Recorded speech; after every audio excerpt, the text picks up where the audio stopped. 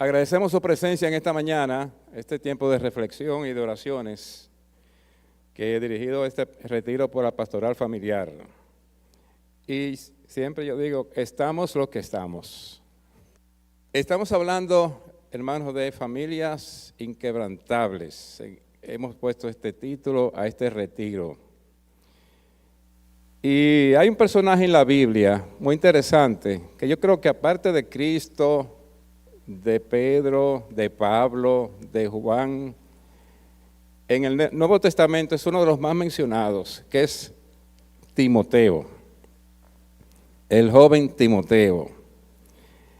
Y de él no hay muchas informaciones en la Biblia, pero las que hay yo creo que son suficientes para uno conocer un poco ese personaje. Y por eso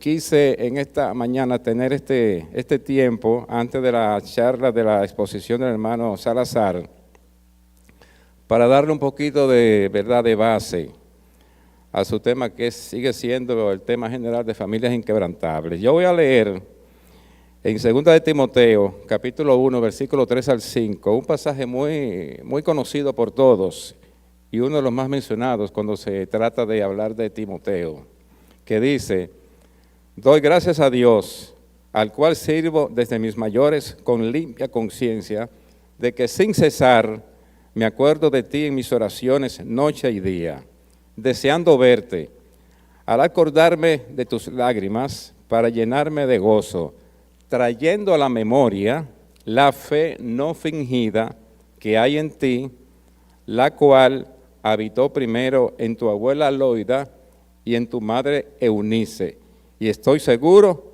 que en ti también. Señor, te agradezco infinitamente en esta mañana, esta oportunidad de exponer este tema, Señor, de manera concisa y breve ante esta congregación, Señor, y ante aquellos que nos están siguiendo también en las redes sociales.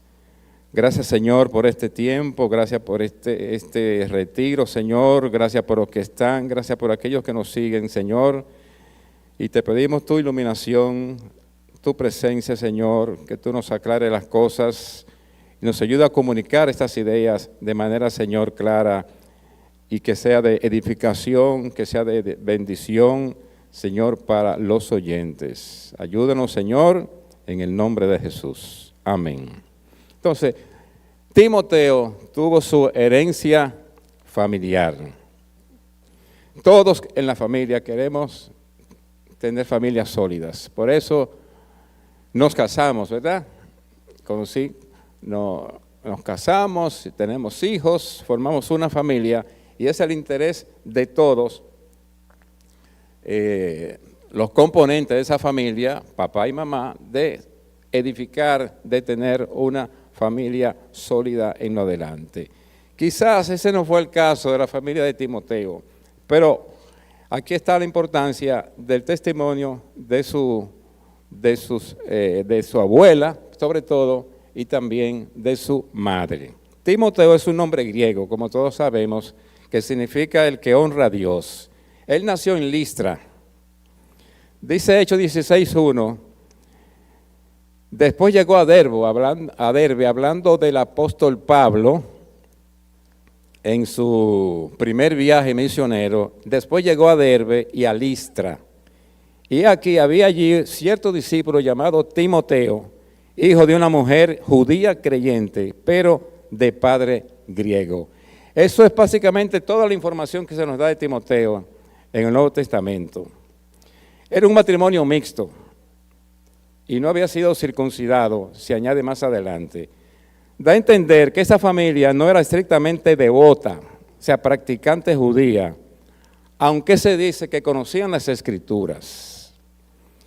Porque todos sabemos que los judíos, a pesar de que no sean religiosos, como ellos le llaman allá, sin embargo, tienen esa base, tienen ese conocimiento, esa base de la palabra o de la ley, en este caso de la Torá. Entonces, por el contexto, se deduce que conocían las Escrituras judías, y como eran cristianas ya, su madre y su abuela sabían entonces de la doctrina cristiana. Timoteo posiblemente se convirtió durante el primer viaje de Pablo en el año 49. Pablo tendría unos 40 años y Timoteo era un adolescente, quizás de entre 15 y 20 años en ese entonces. Cuando Pablo regresó a Listra en su segundo viaje, 1 o 2 años después, Timoteo, quizá con unos 20 años por ahí, era un discípulo muy respetado. Como dice Hechos 16:2, dice la palabra, y daban buen testimonio de él los hermanos que estaban en Listra y en Iconio. O sea, ¿daban qué, hermano? Buen testimonio. Ustedes saben lo que quiere decir eso. Ahora, una pregunta, ¿cuándo se cristianizaron Loida y Eunice? Hay varias corrientes de pensamientos o de opiniones al respecto. Una de ellas dice que posiblemente ellas conocieron al Señor, se cristianizaron en este primer viaje de Pablo, aunque hay algunas dudas. Sin embargo, haciendo un poquito de ejercicio del tiempo, de lo que nos dice la palabra, exactamente se desconoce la fecha, pero se pueden hacer algunas inferencias. A raíz de, como sabemos, los acontecimientos de Pentecostés, en los Hechos 2, y Pentecostés, ustedes saben que ocurre 50 días después de la Pascua, o la resurrección de Cristo en este caso, se menciona de dónde procedían los peregrinos que estaban en Jerusalén, que iban a la fiesta de la Pascua. Y ahí se citan, entre otras regiones, a Capadocia, a El Ponto y a Panfilia, que corresponden al área de origen de la familia de Timoteo, que hoy es Turquía, en esa región ahí de Capadocia sobre todo, y de Licaonia. Tras el sermón de Pedro, que se convirtieron 3,000 personas, como todos sabemos, esos viajeros se diseminaron o se fueron a sus respectivas ciudades y destinos, y de seguro diseminaron el mensaje de Cristo donde quieran que iban. Y por eso se permitió el crecimiento del evangelio en esos primeros tiempos. Y se cree entonces que en esa época ese mensaje que se diseminó desde Pentecostés llegó entonces hasta hoy Turquía, hasta esa región. Se dice que Timoteo habría nacido en el año 17 después de Cristo. Es decir, que Cristo tendría en ese tiempo unos 15 años, cuando suponemos que Loida y Eunice habrían conocido la ley, habrían conocido la fe, y de ahí su instrucción. Esa es otra de las corrientes que se interpreta que pudo haber pasado en ese tiempo. Entonces, Timoteo tuvo, ¿cómo fue el entorno de Timoteo cuando él creció en la ciudad de Listra? Listra era una colonia romana pequeña que operaba allí una guarnición que resguardaba esa zona, que se dice habitaban ciertas tribus salvajes en sus montañas cercanas. Pues en una ciudad de Licaonia, y ustedes recuerdan cuando el incidente que menciono inmediato, que ocurrió en Listra, cuando Pablo y Bernabé fueron confundidos con unos dioses. ¿Ustedes recuerdan? Fueron confundidos con Zeus y fueron confundidos con Hermes, que eran los dioses griegos que correspondían a Júpiter y a Mercurio en la simbología romana. Entonces, y ellos hablaban, se dice ahí que hablaban el lenguaje licaónico, porque es la región de Licaonia, que formaba parte de la provincia de Galacia. Entonces, en ese entorno, Timoteo se creció en una ciudad politeísta, una ciudad llena de creencias en otros dioses. La gente quiso, como sabemos, adorar a Júpiter, creyendo que eran Júpiter y Mercurio, a Pablo y a Bernabé, por aquella curación del cojo, del hombre lisiado. Vinieron dioses y nos están visitando y quisieron adorarle. Ellos tuvieron que rogarle, decirle que no, Y a pesar de todo eso, luego vinieron unos personajes que indispusieron a la gente de Listra hasta que lo apedrearon y lo dejaron casi por muerto. Entonces, en ese entorno, Timoteo creció. Pero, ¿qué pasa? Que él, como sabemos, tenía una familia, tenía una abuela, tenía una mamá que conocían la fe judía y luego conocieron la fe cristiana y le dieron entonces esa formación que más adelante se destacó. ¿Cómo habría sido Timoteo?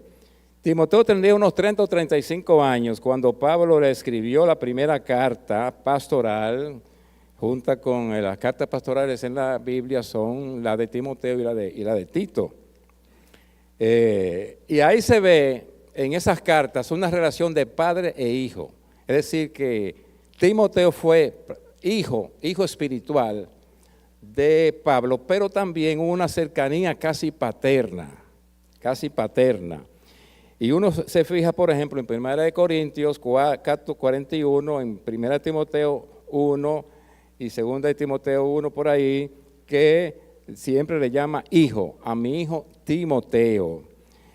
Pablo le escribió 2 cartas, se mencionan como autores de 6 cartas ambos, 6 veces en los Hechos y se mencionan 17 veces en las cartas paulinas. Por eso le decía al principio que Timoteo es uno de los nombres y personajes más mencionados y conocidos en el Nuevo Testamento. Y se menciona también una vez en el libro de Hebreos.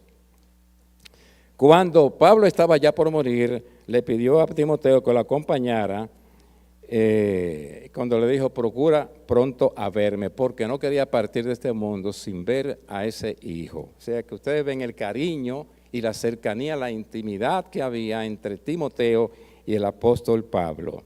Y Timoteo no solamente acompañó a Pablo en sus viajes, cuando lo incorporó a partir del segundo viaje, sino que también lo mandó en varias ocasiones para cumplir misiones importantes en Tesalónica, en Corinto, en Éfeso y en la ciudad de Filipos. Tengo algunas citas aquí, pero las voy a obviar para darme un poquito rápido. Pero a pesar de eso, de que Timoteo tenía también cierta timidez como en su vida personal, era un hombre vigoroso en la fe, era entusiasta en el ministerio al cual llegó llamado por profecías y por imposición de manos por el presbiterio, según nos dice 1 de Timoteo 4:14. Y hay un hecho que quiero destacar. Timoteo aceptó ser circuncidado. No se comenta la reacción de Timoteo. Ustedes recuerdan que cuando Pablo lo incorporó a su equipo de trabajo en las misiones, Timoteo, que era mixto, hijo de griego y de judío, no estaba circuncidado. Y Pablo, la estrategia que utilizó primero fue a dónde iba cuando Pablo iba a una ciudad, a dónde iba, que era primero que iba. ¿Quién me recuerda eso? A los judíos, iba a las sinagogas. Entonces, ¿qué ustedes creen que iba a pasar si Pablo llegaba con un compañero de trabajo y se daban cuenta de que ese hombre no estaba circuncidado? Había problema.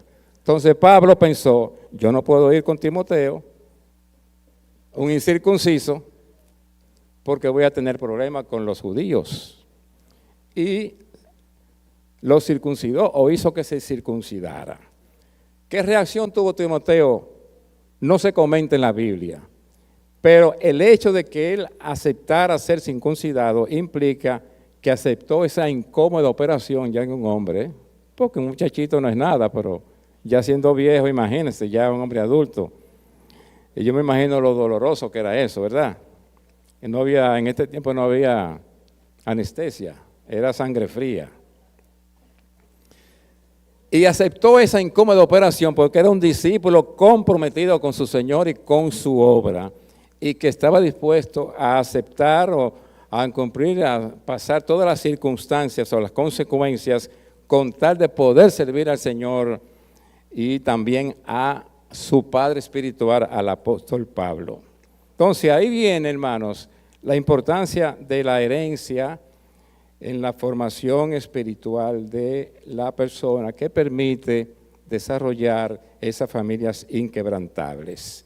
Timoteo fue formado por Pablo, lo tuvo a su lado, pero Timoteo pudo fracasar también, así como lo hicieron Himeneo, como lo hizo Fileto, como lo hizo Alejandro, que sembraron, que eran también gente de los equipos de trabajo de Pablo, de su gente que utilizaba, pero esos fracasaron porque interpretaron otra cosa y estaban proliferando ideas de que la resurrección ya se había efectuado.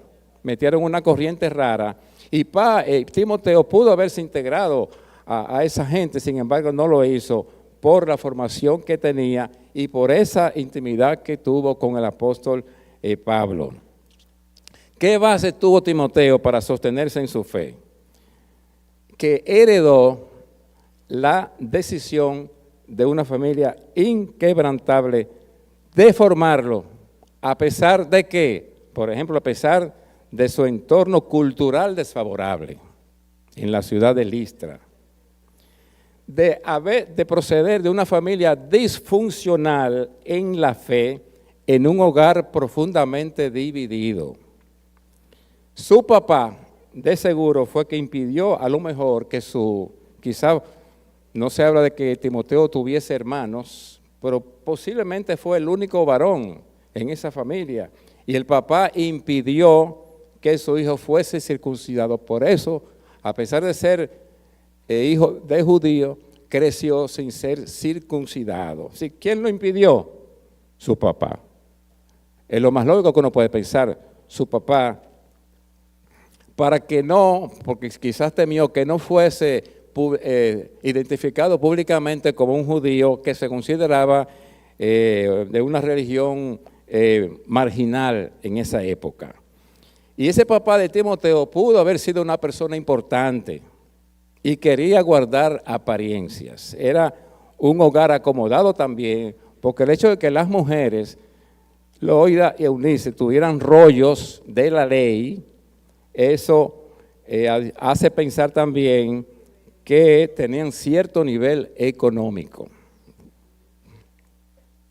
porque esos libros seguramente estaban reservados para una pequeña minoría de familias. Entonces, Loida y Eunice fueron mujeres de carácter firme y también mujeres decisivas, que dijeron, bueno, a pesar de este hombre que es griego y que no quiere, que quiere que su hijo no se dé a conocer como un judío religiosamente hablando, sin embargo, nosotras vamos a educarlo en nuestra fe. Y como dice la Biblia, la criaron en las Escrituras. ¿Cuáles eran las Escrituras en aquel entonces? La ley, los profetas y los escritos. Esas eran las tres clasificaciones, los escritos o los salmos. Entonces fueron mujeres de carácter firme que dijeron no y decidieron entonces educar a Timoteo en esa fe. Por eso dice 2 de Timoteo 3:15, desde la niñez ha sabido que las sagradas escrituras.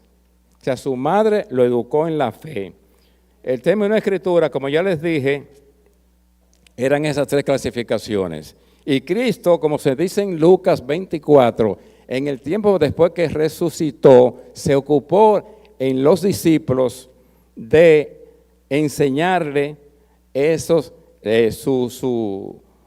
su vida, el sustrato que tenía en las Escrituras. Se dedicó a educar a los discípulos. Cuando dice que Cristo pues dio como base para enseñar a sus discípulos sobre su persona y su obra mesiánica durante esos 40 días que tuvo Cristo después de su resurrección hasta su ascensión. Ese fue el trabajo de Cristo, que los dice en Lucas 24 claramente, que se dedicó a educar a sus discípulos sobre su vida, su obra mesiánica, en esos tres puntos, en las Escrituras, en la ley, en los profetas y también en los escritos. Los judíos decían que sus hijos aprendían la ley desde que llevaban pañales y la bebían con la leche de la mamá. Miren qué concepto tenían ellos.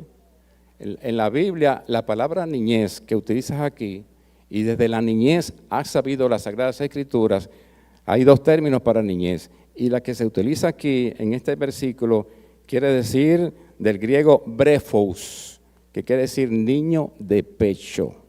O sea, niño que mama, niño que todavía está en lactancia. Entonces, ellos creían que cuando el niño succionaba la leche materna, ahí en esa leche iba también implicada la ley.